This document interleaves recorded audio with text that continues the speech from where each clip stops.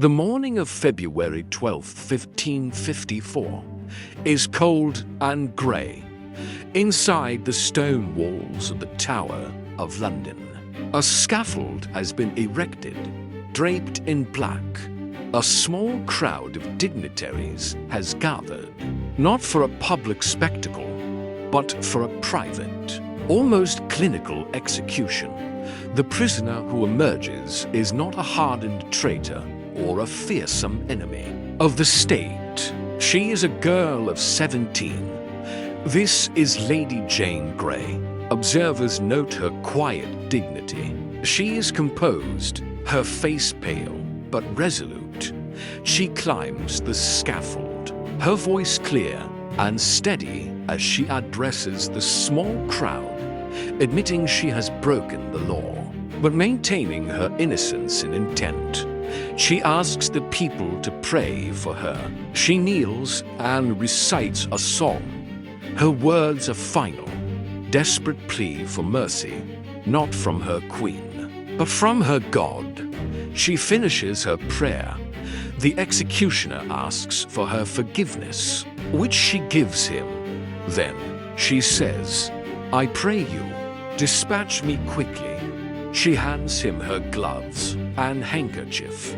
A lady-in-waiting steps forward to tie a blindfold over her eyes. And in the sudden, total darkness, the girl's composure finally shatters. She is blind, disoriented. She reaches out, her hands fumbling in the empty air for the block where she is meant to lay her head. She can't find it. Panic rises in her voice, the voice of a lost child, as she cries out, "What shall I do?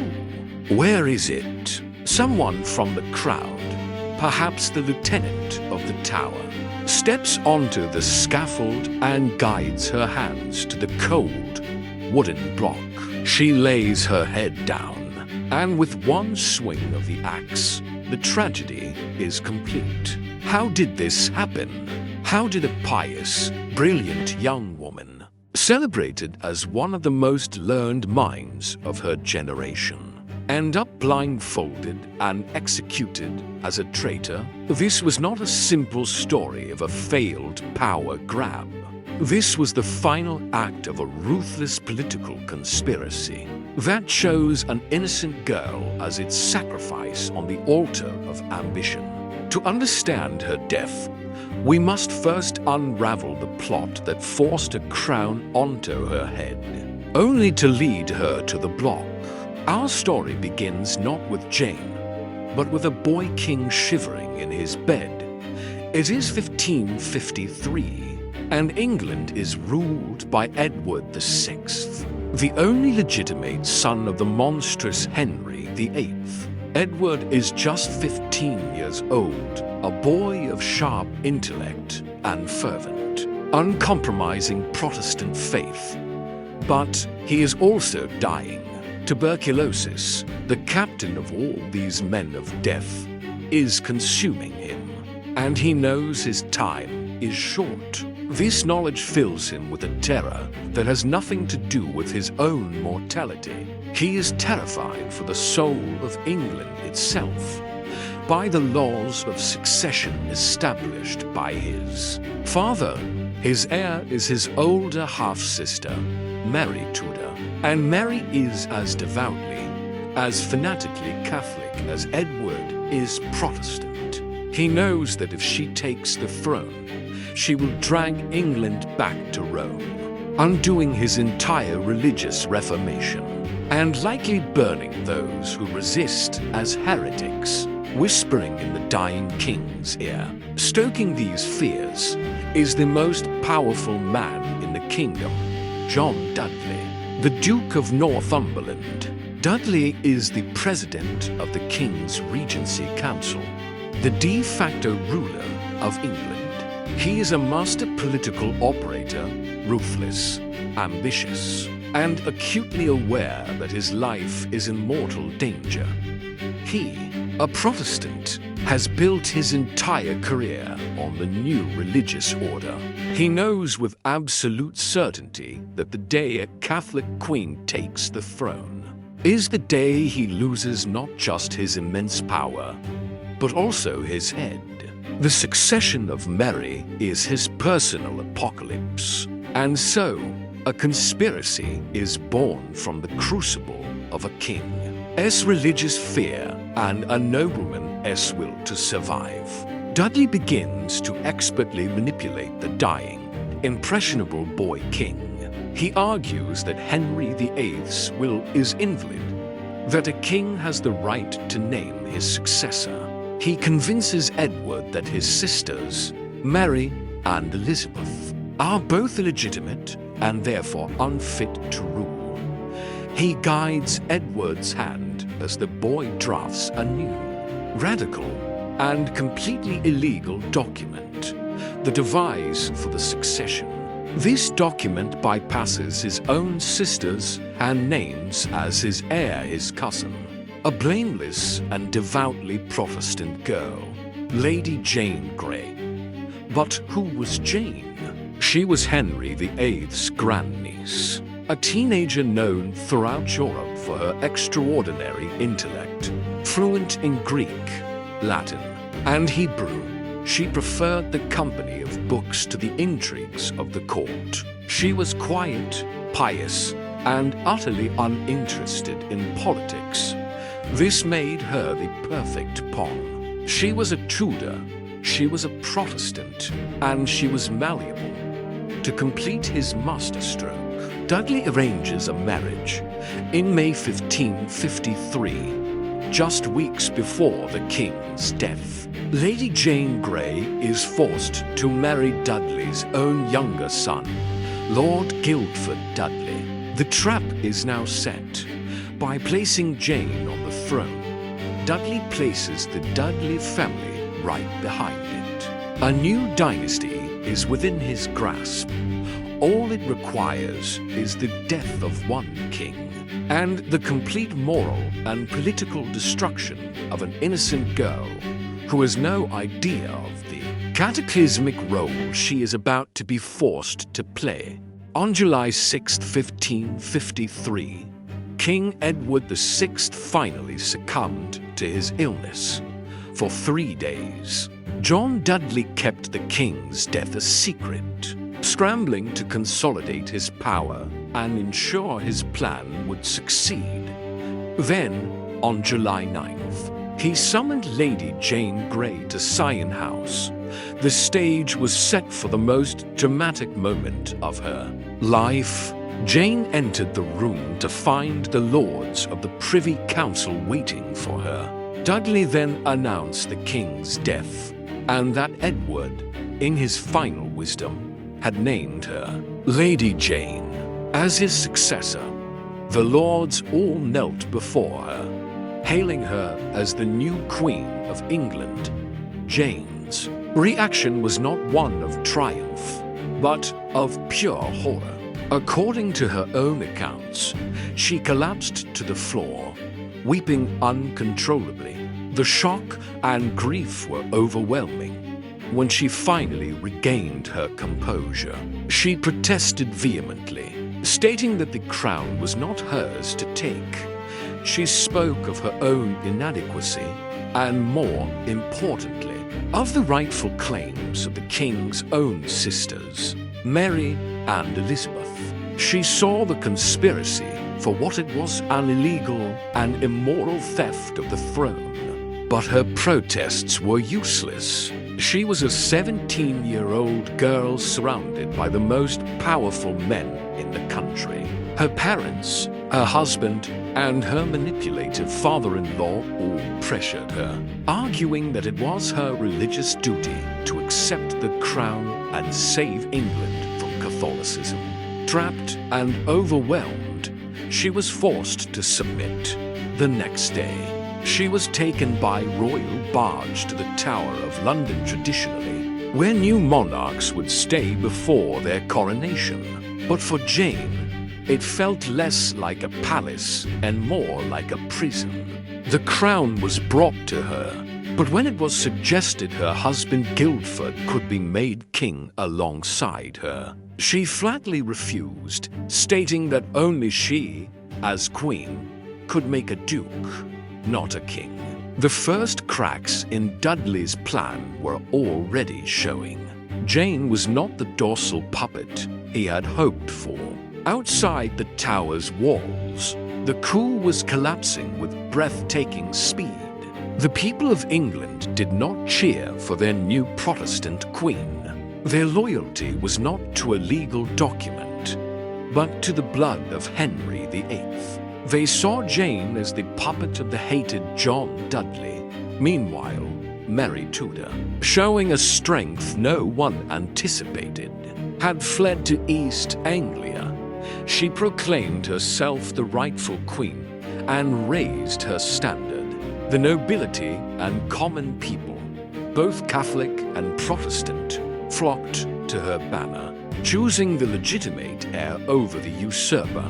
Dudley, seeing his plan unravel, was forced to march out of London with an army to confront Mary.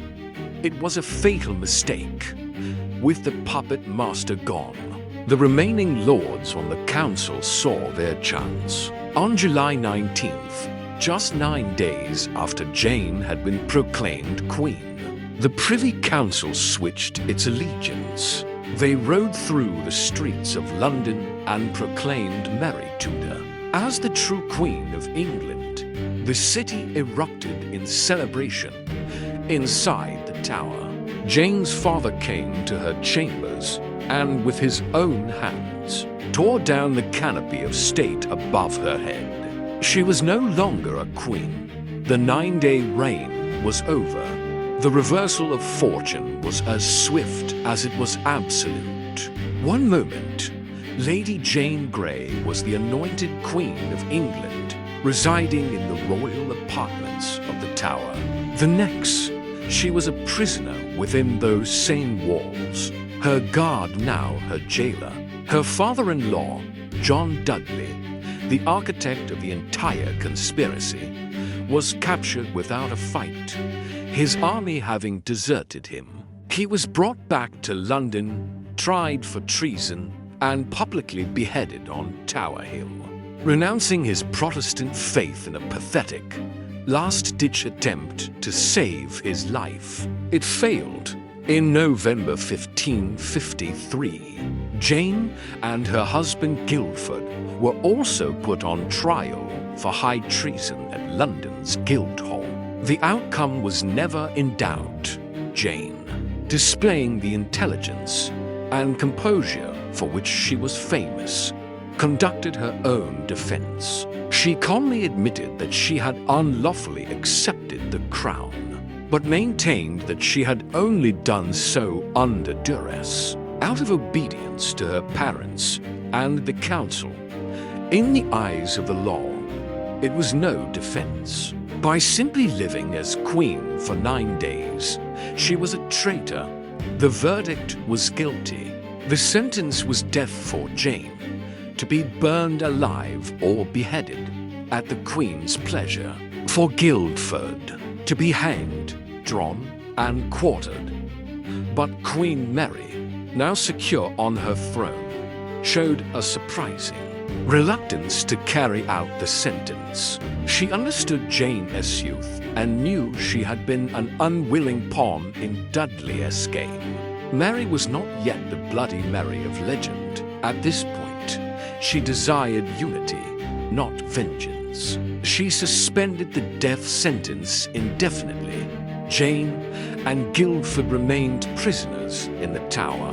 But for several months, a fragile hope emerged. It seemed that Mary might spare her young cousin's life, perhaps eventually allowing her to retire to a quiet life away from court. The blade of the axe, for a moment, seemed to have been withdrawn, but the religious turmoil of the Tudor era was a fire that could not be so easily quenched. In January 1554, a new plot erupted.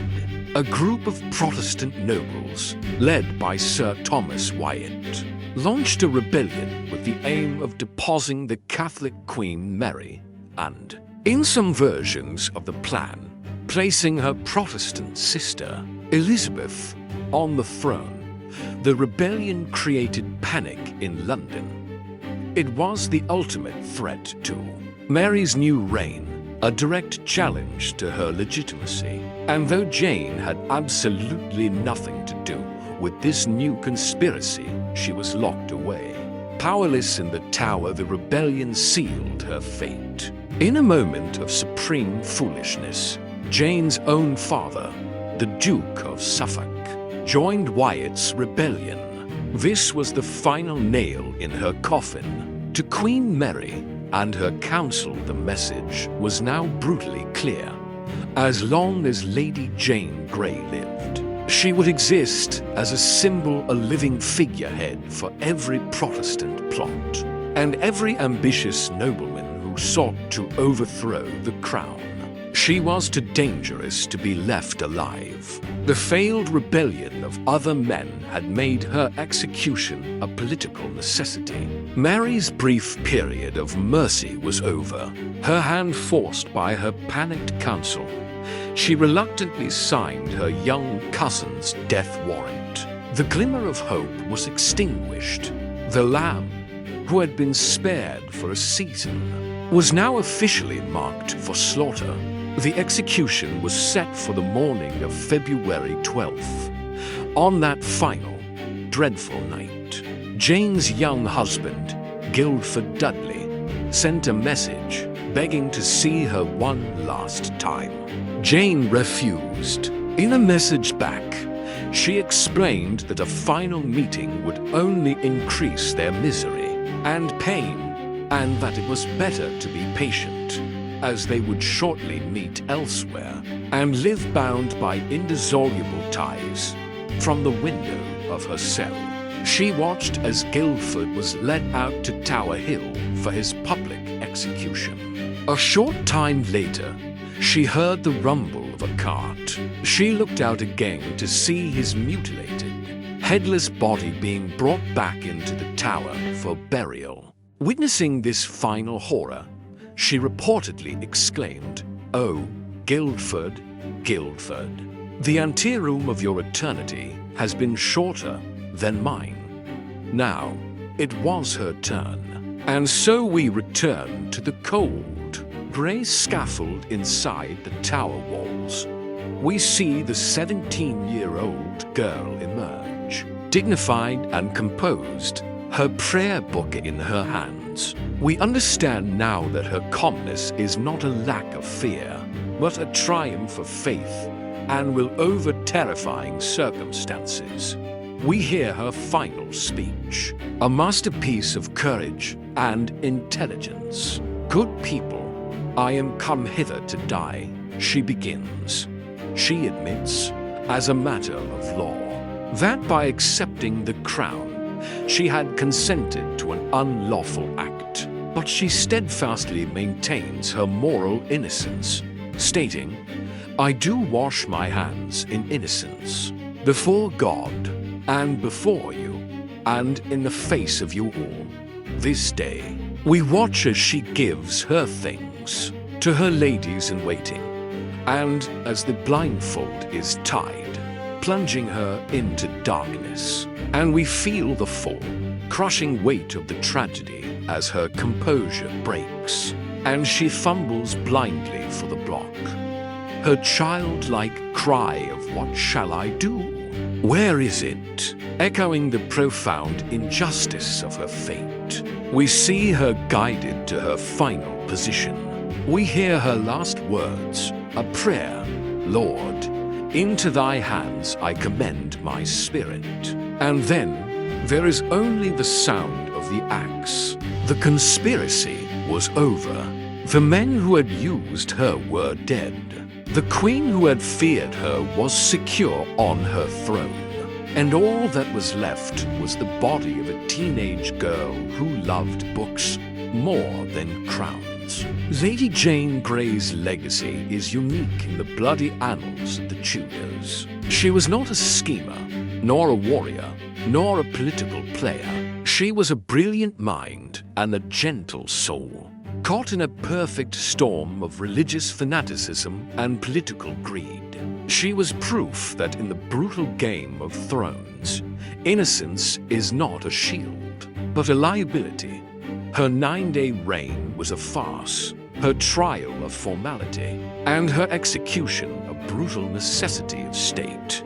She was not a failed queen. She was, and will forever be remembered as, the lamb led to the slaughter. If this exploration into one of history's great tragedies was compelling, subscribe to the Black Chronicle and activate notifications so you never miss a new chapter. Let us know in the comments which historical catastrophe we should investigate next.